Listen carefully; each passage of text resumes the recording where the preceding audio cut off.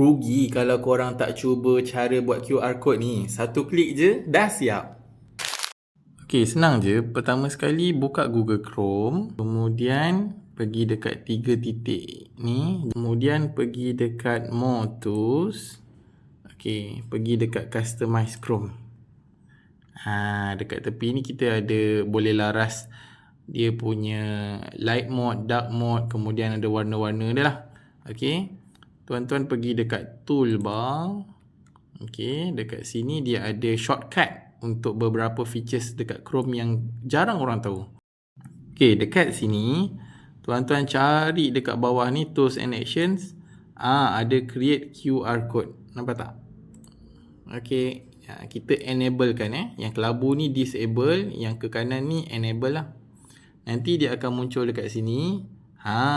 Shortcut untuk QR. Sebagai contoh, sekarang ni saya dah ada satu Google Form yang dah publish. Sekarang kita tak perlu copy link buat QR lah. Kita tekan saja ni shortcut ni, create QR code, terus tersedia. Boleh terus download dan siaplah kita punya QR code. Okey, kenapa gambar dia ada dinosaur? Sebab ini adalah identity QR code by Google lah. Tapi dia kalau scan tak ada masalah. Tetap keluar Google Form yang kita dah scan tadi. Okey. So harap-harap perkongsian ni sangat bermanfaat. Selamat mencuba.